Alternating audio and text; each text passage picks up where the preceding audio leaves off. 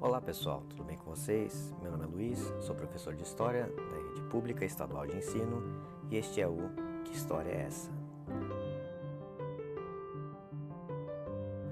Antes de começar, gostaria de agradecer a todos que já curtiram a nossa página no Facebook, Que História é Essa? Tá qual o nome deste podcast. Se você ainda não está inscrito, não está seguindo a nossa página, trate de ir lá agora mesmo. Vou dar alguns segundos antes de começarmos então o tema de hoje.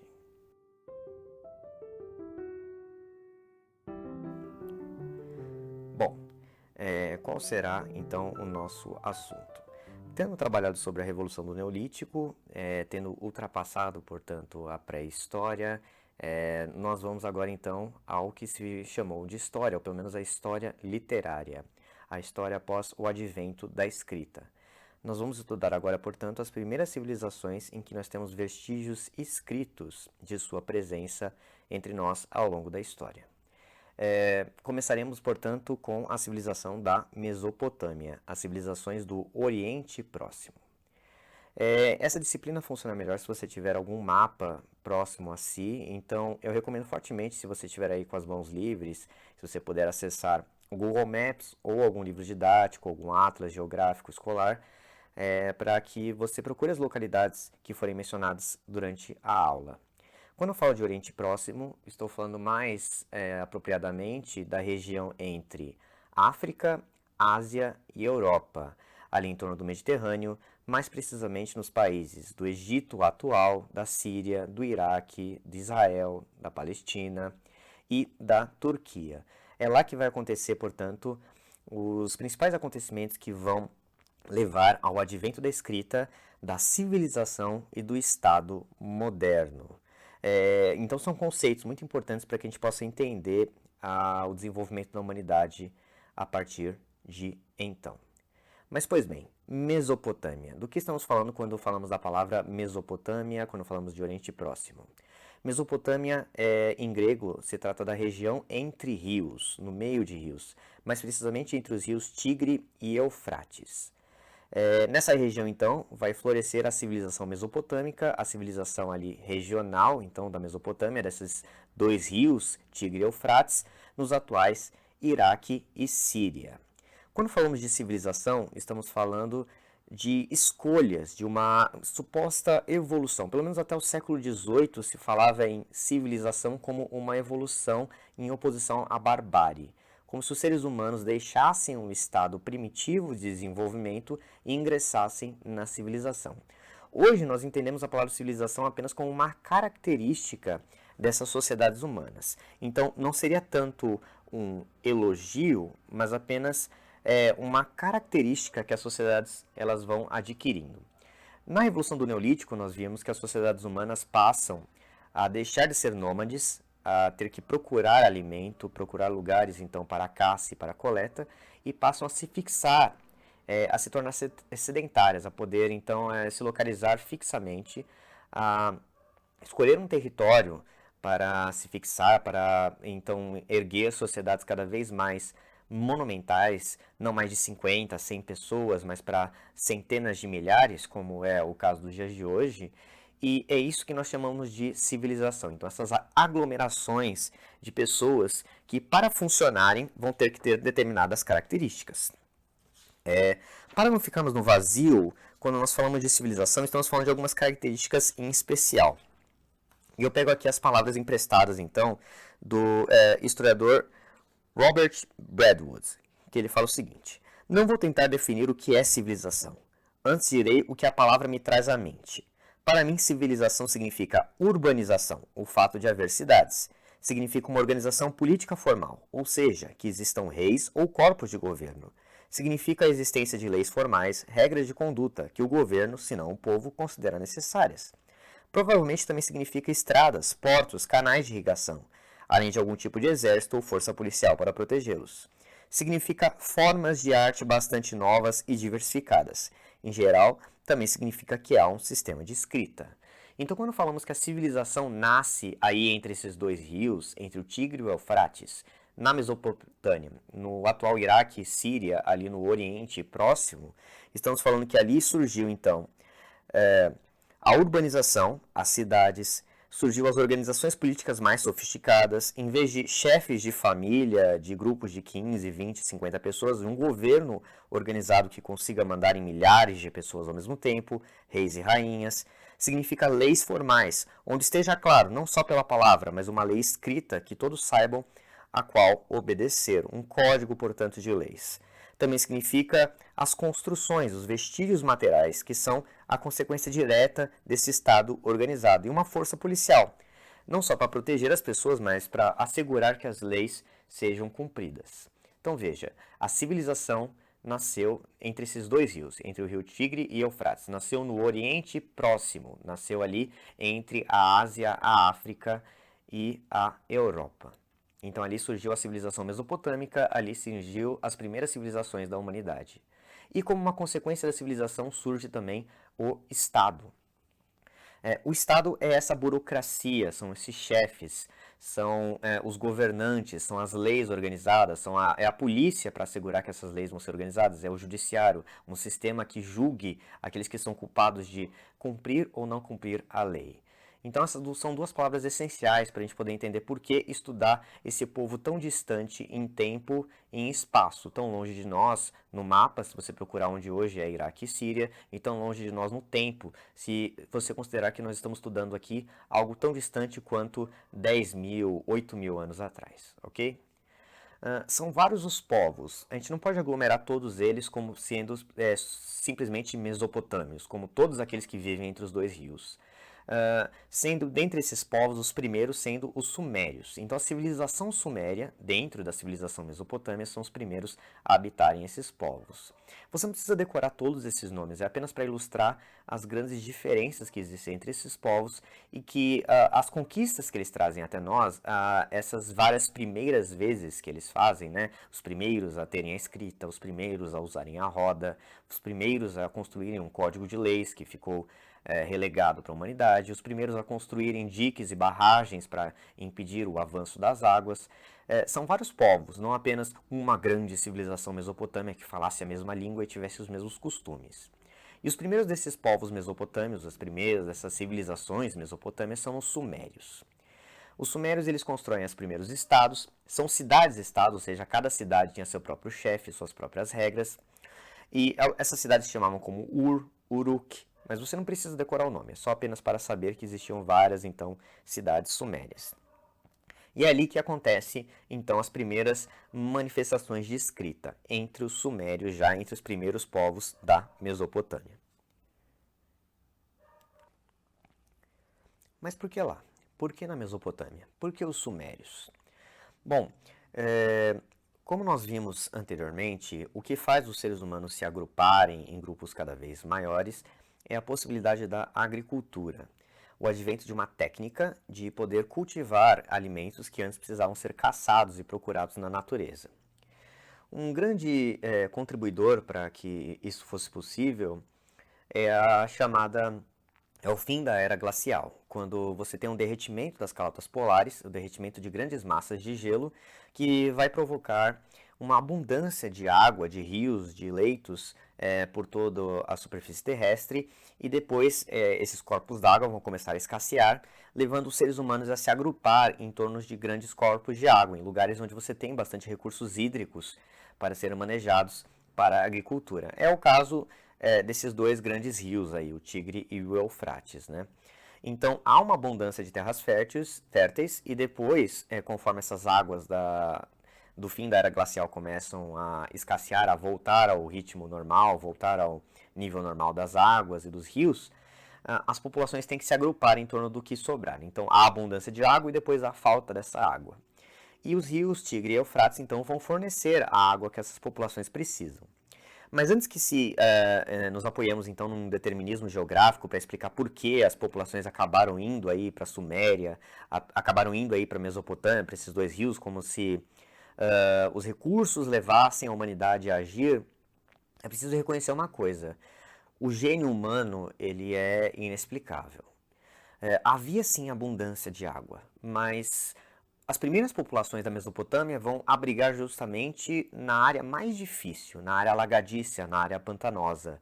Eles vão represar os rios e ali habitar. No sul da Mesopotâmia, então, numa área alagada, numa área não propícia a povoamento, é ali que nós vamos ver os primeiros povoados, as primeiras cidades, o início da civilização humana. Então, os sumérios, eles vão represar as águas, vão criar as primeiras cidades e lá nessas cidades vão acabar criando a escrita, né? Então, nós temos que, sim, os recursos geográficos, os recursos naturais são importantes para as ocupações humanas e, em certa medida, vão direcionar as suas ações. Mas o gênio humano, a decisão, a criatividade é o que vai ser mais determinante ao longo da história. Não é por menos que, havendo esses dois grandes rios, havendo esses recursos em abundância, sim, isso ajudou para que as primeiras populações humanas criassem ali a civilização. Também é verdade que as primeiras cidades se fixaram justamente no lugar mais difícil de povoamento, que é a Suméria, a região sul da Mesopotâmia. Pois bem, o que lá eles fizeram? Construíram grandes centros urbanos, construíram os chamados zigurates, construíram templos, construíram cidades muradas, possibilitando então que as pessoas se agrupassem muito mais do que 50 a 100 pessoas, começaram a se agrupar em centenas de milhares.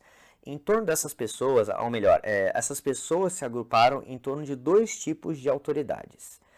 Em torno dos sacerdotes, que se comunicavam com os deuses, que explicavam o inexplicável, que explicavam por que certas épocas eram boas para a colheita e outras nem tanto, e ao rei e os seus palácios. Então, nós temos os sacerdotes em seus templos e os reis em seus palácios. São as duas autoridades que vão aparecer, então, nas civilizações da Mesopotâmia. O sacerdote, que vai receber oferendas, vai receber contatos, vai estabelecer, então, relações entre as cidades, onde cada cidade vai ter os seus deuses mais poderosos. Isso não é uma exclusividade da Grécia, portanto. E os reis, que vão ser aquelas famílias mais poderosas que aos poucos vão concentrar as terras em suas mãos. Porque conforme você vai ver uma concentração de pessoas em algum lugar, você vai ver trocas entre elas, trocas de propriedades, trocas de produtos, onde aquelas pessoas que concentrarem mais propriedades e produtos vão ter supremacia sobre as demais. Há cada vez então uma variedade, um crescimento da desigualdade entre as pessoas e também uma variedade nas tarefas que essas pessoas executam. Agora que nem todos precisam se dedicar à caça e à coleta, alguns podem plantar, outros podem se dedicar ao artesanato e algumas outras pessoas ainda podem se dedicar a se comunicar com os deuses e a governar os demais. Nós temos uma riqueza então das funções das pessoas em sociedade. Antes que a informação se torne muito grande para ser decorada, é preciso que se acrescente ainda mais um povo aí no seu conhecimento. Além dos sumérios, que são os primeiros, decore o seguinte nome, dos babilônios. Babilônios porque dizem respeito à cidade da Babilônia. Nós temos tanto amoritas quanto caldeus. São povos de duas regiões diferentes ali da Mesopotâmia, porém, por eles terem dominado a Babilônia em dois momentos diferentes, um no momento de Nabucodonosor, o outro no momento de Hammurabi, nós temos que eles são então babilônios. A Babilônia, portanto, é uma cidade muito importante e se confunde com a história da Mesopotâmia. Então, quando falamos de história do Oriente Próximo, história da Babilônia, história da Mesopotâmia, é bem provável que estejamos falando do mesmo assunto. E por que a Babilônia é tão importante? Ela vai representar um grande centro de poder unificado. Enquanto os sumérios eram várias cidades, cada um com suas próprias regras, sacerdotes, reis e deuses, a Babilônia representa um centro de poder, um rei que governava uma ampla região. Então é muito importante que nós tenhamos em conta os babilônios como um grande centro de poder e referência ali nessa região. Bom, como eu falei para vocês anteriormente e na aula de pré-história, o grande divisor de águas aí na história da humanidade, que vai falar que o que veio antes é pré-história e o que veio agora é história propriamente dito, é o desenvolvimento da escrita. Seria a grande invenção logo depois da agricultura. E sobre a escrita, o que vocês precisam ter em mente é que ela vai passar por três momentos. Existe a escrita pictográfica, existe a escrita ideográfica e existe a escrita fonográfica. Isso é apenas uma divisão grosseira, né? É possível entrar em mais detalhes, mas o que isso quer dizer é basicamente o seguinte, que no primeiro momento a escrita, os seres humanos eles vão desenvolver desenhos que vão significar objetos. Então, por exemplo, se você quer descrever uma tigela, e isso era feito basicamente para contabilidade, né? Os sacerdotes recebiam doações e precisavam ter em conta quanto eles receberam e quanto eles tinham armazenado. Então, ele desenhava uma tigela e algum número, algum símbolo que significasse a quantidade daquele objeto que ele tinha armazenado. Isso é o que a gente chama de escrita pictográfica. Você faz uma imagem daquilo que você quer representar. Então, é algo bem fácil. Você vê a imagem e nós aqui do futuro, por assim dizer, nós conseguimos olhar para o passado e ver, olha, ele queria retratar tal coisa, tal objeto. Depois nós passamos para a escrita ideográfica, quando ideias e conceitos abstratos passam a ser retratados. Então, como é que você retrata, por exemplo, felicidade? Como você retrata medo? Como você trata Deus? Então são conceitos, são ideias. E aí já não dá para você simplesmente desenhar aquilo. Você tem que fazer algum símbolo que lembre aquela ideia. E esse é o segundo momento da escrita. E por fim nós temos a escrita fonográfica, que é a escrita que nós conhecemos hoje. O que significa a letra A? Ela não significa nada, ela é um som. Então, cada palavra ela é um conjunto de sons. E assim você consegue reduzir o número de elementos de escrita. Numa escrita pictográfica, você vai ter tantos elementos de escrita, tantos símbolos, quanto forem as coisas. Então, quanto mais coisas você quer descrever, mais objetos, mais elementos de escrita você tem que ter aí, né? Agora, quando você faz uma escrita fonográfica, veja a nossa, por exemplo. São 26 símbolos, 26 sons que você consegue formar qualquer palavra. Até palavras, até coisas que você ainda não conhece. Então a escrita deles passa por todos esses momentos. E é uma escrita que a gente chama de cuneiforme, que eles vão usar uma cunha, é um objeto de perfuração na argila, onde eles vão fazer formas nessa argila, nos tabletes de argila, e guardar para reservar essa informação. Como eu disse, tinha muito mais um sentido prático dos sacerdotes que queriam guardar aquelas informações de oferendas, daqueles que entregavam no seu templo, dos reis também que queriam controlar aquilo que havia no seu reinado.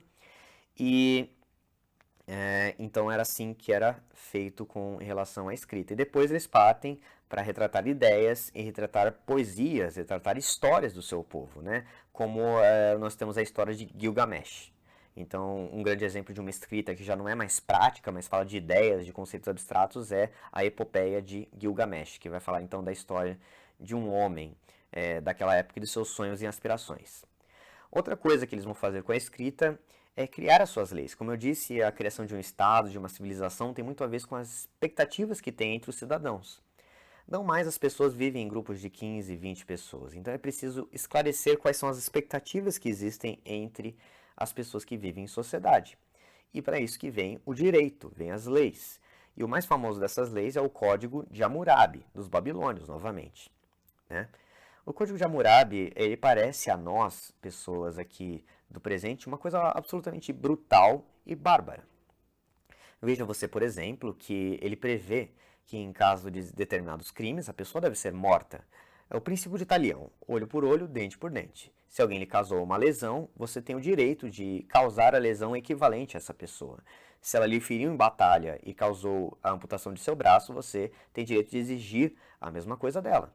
Se ela lhe roubou uma mulher, se ela lhe causou uma ofensa à sua família, você tem o direito de exigir a ofensa à família dessa pessoa.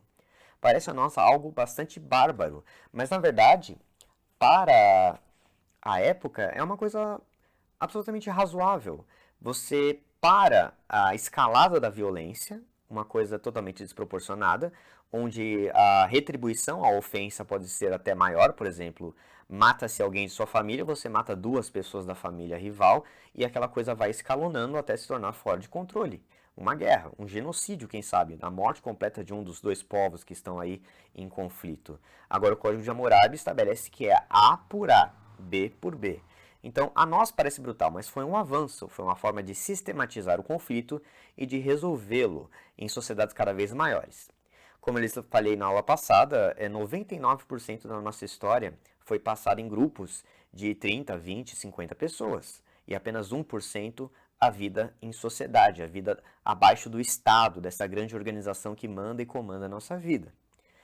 Bom, então foi aí que começou o problema, foi aí que começou a civilização. Espero que tenham gostado da aula de hoje. Eventuais dúvidas, não deixem de comentar na nossa página. Então, até a próxima.